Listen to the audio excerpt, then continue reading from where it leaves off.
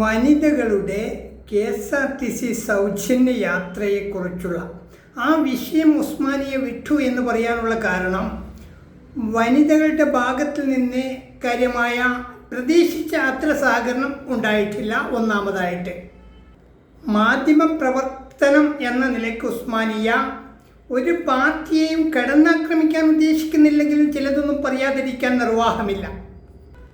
അത് ഉസ്മാനിയയുടെ തൊഴിലിൻ്റെ ഭാഗമായതുകൊണ്ട് മാത്രം. വനിതകൾ VDSൻ്റെ പാലും തേനും ഒഴിക്കുന്ന പ്രസംഗങ്ങളിൽ മുഴുകിപ്പോയി. എന്തായിരുന്നു അത്തരം പ്രസംഗങ്ങൾ? പത്തിരി ചുട്ടി നിരത്തി ഞങ്ങൾ പട്ടിണി മാറ്റും നാടിൻ്റെ, ദിക്കില് മുക്കില് ജില്ലകൾ തീർത്ത് മുഞ്ചു വളർത്തും നാടിൻ്റെ, മലപ്പുറത്ത് ഫുട്ബോൾ സ്റ്റേഡിയം, അന്താരാഷ്ട്ര നിലവാരമുള്ള ഫുട്ബോൾ സ്റ്റേഡിയം മലപ്പുറത്ത്.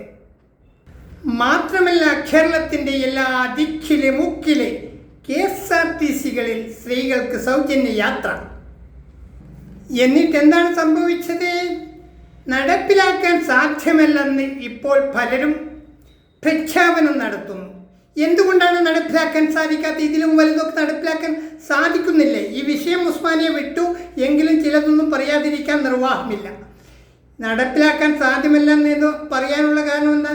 നിങ്ങൾക്ക് ബുദ്ധിമുട്ടുണ്ടെങ്കിൽ പ്രൈവറ്റ് ബസ് അസോസിയേഷനെ ഏൽപ്പിക്കുക. സൗജന്യ യാത്രയുമായി ബന്ധപ്പെട്ട് കുറച്ച് ഏതാനും പ്രൈവറ്റ് ബസ് ഉടമകളെ പ്രൈവറ്റ് ബസ് അസോസിയേഷനുമായി സഹകരിച്ചുകൊണ്ട് അവരെ ഏൽപ്പിക്കണമെന്നാണ്. KSRTC പ്രിയദർശിനി ഇല്ലാത്ത ഭാഗങ്ങളിലേക്ക് ഉണ്ടെങ്കിലും ഇല്ലെങ്കിലും കുറച്ച് പ്രൈവറ്റ് ബസ്സിന് ഏൽപ്പിച്ചു കൊടുക്കുക. അതിൻ്റെ ടിക്കറ്റ് നിരക്ക് സർക്കാർ പ്രൈവറ്റ് ബസ് അസോസിയേഷന് നൽകുക. ആ രൂപത്തിൽ അങ്ങനെയും പ്രശ്നത്തിന് പരിഹാരം കാണാമല്ലോ. പല രീതിയിൽ അവസാന ഘട്ടത്തിൽ മാത്രമാണ് തമിഴ്നാട് കർണാടക മോഡൽ സ്വീകരിക്കേണ്ടത് എന്നതാണ് ഉസ്മാനിയയുടെ അഭിപ്രായം. പരമാവധി പ്രൈവറ്റ് ബസ് അസോസിയേഷനുമായി സഹകരിച്ചുകൊണ്ട് പ്രശ്നത്തിന് പരിഹാരം കാണുക. കാരണം എല്ലാ ഭാഗത്തേക്കും KSRTC ഇല്ല, പ്രിയദർശിനി ഇല്ല. ഈ ഇലക്ഷന് മുൻപായിട്ട് പ്രഖ്യാപനം നടത്തിയത് ദിക്കില് മുക്കില് KSRTCയിൽ സ്ത്രീകൾക്ക് സൗജന്യ യാത്ര. ഈ പ്രഖ്യാപനമൊക്കെ വിജയിക്കാൻ വേണ്ടി, വോട്ട് നേടാൻ വേണ്ടിയിട്ട് മാത്രമായിരുന്നു എന്നുള്ളത് ജനങ്ങൾക്കിപ്പോൾ ബോധ്യമായിട്ടുണ്ട്. അതുകൊണ്ട് വരുന്ന 5 വർഷം കൂടെ ഭരിക്കണമെന്നാണല്ലോ VDSൻ്റെ അഭിപ്രായം. എങ്കിൽ അത്തരത്തിലാണ് ഉദ്ദേശിക്കുന്നത് എങ്കിലും അല്ലേലും വാഗ്ദാനങ്ങൾ പാലിക്കണം. അതിന് കൂടുതലൊന്നും ഇതിന് സ്ത്രീകളുടെ സൗജന്യ യാത്ര നടപ്പിലാക്കുവാൻ വേണ്ടി ഈ രാജ്യത്ത് മേലുദ്യോഗസ്ഥർ കെട്ടുമുടിക്കുന്നതിൻ്റെ 1% മാത്രമേ മാസം ചെലവ് വരുള്ളൂ. ഓരോ മാസവും മേലുദ്യോഗസ്ഥരിൽ ഒരു വിഭാഗം കെട്ടുമുടിക്കുന്നതിൻ്റെ 1% മാത്രമേ സ്ത്രീകളുടെ സൗജന്യ യാത്രയ്ക്ക് ചെലവ് വരുന്നുള്ളൂ. സൗജന്യ യാത്രയ്ക്ക് വേണ്ടി മുടക്കേണ്ടതുള്ളൂ. ഈ കളവിൽ 1% കുറച്ചാൽ മതി. സർക്കാർ ഉദ്യോഗസ്ഥ വിഭാഗത്തിലെ കെട്ടുമുടിക്കുന്ന ഒരു വിഭാഗം ഉദ്യോഗസ്ഥരിൽ നിന്നും കളവിൻ്റെ 1%, മോഷണത്തിൻ്റെ, കൊള്ളയുടെ, അഴിമതിയുടെ ഒരേ 1% കുറച്ചാൽ ഈ സൗജന്യ യാത്ര നടപ്പിലാക്കുക. വളരെ സിമ്പിളായിട്ട് നടപ്പിലാക്കാം. അത് പ്രൈവറ്റ് കമ്പനിക്ക്, സർക്കാരിനെ കൂടി സാധിക്കാതെ വരുന്നത് കൊണ്ട് പ്രൈവറ്റ് ബസ് അസോസിയേഷനെ ഏൽപ്പിക്കുകയും അവർക്ക് ആ ടിക്കറ്റ് നിരക്ക് സർക്കാർ നൽകുകയും ചെയ്യുക. ഇത്രയേ ഉള്ളൂ. പ്രശ്നം പരിഹരിക്കാൻ. കാരണം എല്ലാ ഭാഗത്തേക്കും നിങ്ങൾക്ക് KSRTC എത്തിക്കാൻ സാധിക്കുന്നില്ല. മുസ്ലിം ലീഗിൻ്റെ ഭരണം, UDFൻ്റെ ഭരണം മോശമാണ് എന്ന് ഉസ്മാനിയക്ക് അഭിപ്രായ വ്യത്യാസമില്ല.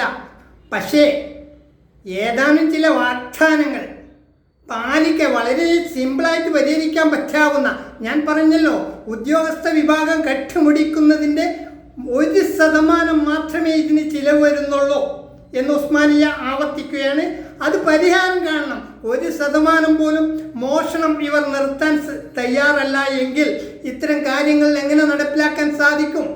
അവരാണല്ലോ ഇതിന് കുതികാൽ പ്രവർത്തനം നടത്തിക്കൊണ്ടിരിക്കുന്നത്.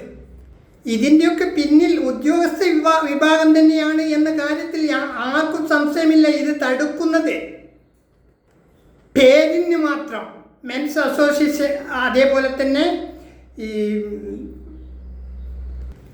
പേരിന് മാത്രം പ്രൈവറ്റ് ബസ് ഉടമകളെയും അതേപോലെ പുരുഷ സംഘടനകളെയും കുറ്റപ്പെടുത്തുന്നു. അതൊക്കെ വളരെ ഒരു ചെറിയ വിഭാഗം മാത്രമേ ഉള്ളൂ. ഇതിൻ്റെ പിന്നിൽ കളിക്കുന്നത് കൊള്ള സംഘമാണ്, അഴിമതി സംഘമാണ്, മോഷണ സംഘമാണ്. ഇത് തടുക്കുന്നത്, സ്ത്രീകളുടെ സൗജന്യ യാത്ര തടുക്കുന്നത് അഴിമതി വീരന്മാർ തന്നെയാണ് എന്ന കാര്യത്തിൽ ആർക്കും തന്നെ സംശയമില്ല. അതുകൊണ്ട് 1% തന്നെ അഴിമതി അവസാനിപ്പിച്ചുകൊണ്ട് ഈ സ്ത്രീകളുടെ സൗജന്യ യാത്ര നടപ്പിലാക്കുക തന്നെ വേണം എന്ന് തന്നെയാണ് ഉസ്മാനിയ ആവർത്തിക്കുന്നത്. നിങ്ങൾ KSRTC എല്ലാ ഭാഗത്തേക്കും എത്തിക്കാൻ സാധിക്കുന്നില്ല എങ്കിൽ പ്രൈവറ്റ് ബസ്സുകാർക്ക് വിട്ടുകൊടുക്കുക.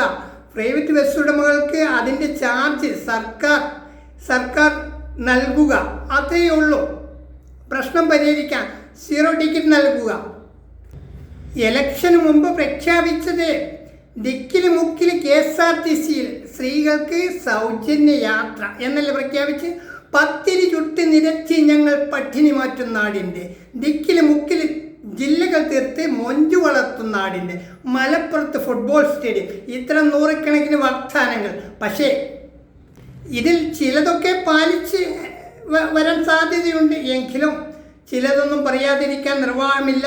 മുസ്ലിം ലീഗിൻ്റെയോ UDFൻ്റെയോ ഭരണത്തെ കുറ്റപ്പെടുത്തുവാനുള്ള സമയമായിട്ടില്ല എന്ന് ഉസ്മാനിയക്കറിയാം. അതുകൊണ്ട് തന്നെ ഭരണത്തിലേറിയാൽ ഉടനെ നടപ്പിലാക്കുമെന്ന് പറഞ്ഞ കാര്യം അതിൽ വീഴ്ച വരുത്തിയിരിക്കുന്നു.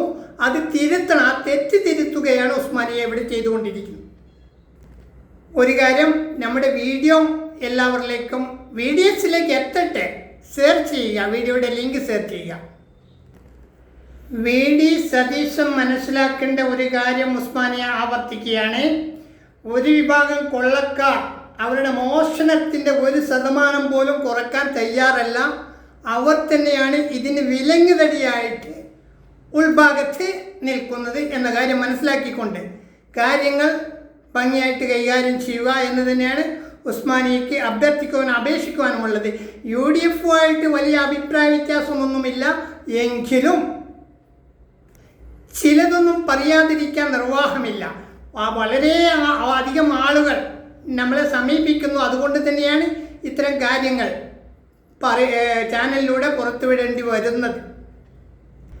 കാരണം ലോകം 21ാം നൂറ്റാണ്ടിൻ്റെ 3ാം പതിറ്റാണ്ടിലൂടെയാണ് സഞ്ചരിക്കുന്നത് എന്ന കാര്യം മനസ്സിലാക്കിക്കൊണ്ട് ഈ രാജ്യത്തെ ജനങ്ങൾ ബോധവാന്മാരാണ് എന്ന കാര്യം കൂടെ മനസ്സിലാക്കിക്കൊണ്ട് പ്രവർത്തിക്കണമെന്ന് UDF അഭ്യർത്ഥിച്ചുകൊണ്ട്, മാത്രമല്ല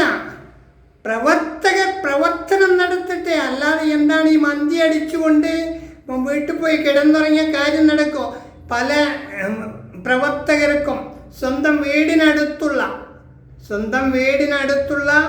വോട്ട് ലിസ്റ്റിൽ പേരില്ലാത്ത സ്വന്തം പാർട്ടിക്കാരെ പോലും അറിയാത്ത എത്ര പ്രവർത്തകരുണ്ട്. പിന്നെ എങ്ങനെയോ ജയിച്ചത് ഇത്തരം വാഗ്ദാനത്തിൻ്റെ മറവിൽ മാത്രമാണ് പല ഭാഗങ്ങളിലും വിജയിച്ചു വരാൻ സാധിച്ചിട്ടുള്ളത് എന്ന് പ്രവർത്തകർക്ക് തന്നെ അറിയാവുന്ന, പ്രവർത്തകർ തന്നെ സമ്മതിക്കുന്ന കാര്യമാണ്. പല പ്രവർത്തകർക്കും അറിയില്ല സ്വന്തം വീടിനടുത്തുള്ള സ്വന്തം പാർട്ടിയിൽപ്പെട്ട ആർക്കാണ് വോട്ടില്ലാത്തത്. ഇങ്ങനെ മുന്നോട്ട് പോയാൽ എന്ത് കാര്യമാണുള്ളത്? ഇവിടെ വേണ്ടത് മന്തി അടിച്ചു പോയി കിടന്നുറങ്ങുകയല്ല, പ്രവർത്തനങ്ങൾ നടക്കട്ടെ എന്ന് തന്നെയാണ് ഉസ്മാനിയയ്ക്ക് അപേക്ഷിക്കുവാനുമുള്ളത്. കാരണം ആഗ്രഹിക്കുന്നത് 10 വർഷമാണല്ലോ. ഭരണത്തിലിരിക്കാൻ ആഗ്രഹിക്കുന്ന മിനിമം 10 വർഷം 25 വർഷമൊക്കെ ആണല്ലോ. അതുകൊണ്ട് പറഞ്ഞു പോയതാണ്. ഏവർക്കും നമസ്കാരം.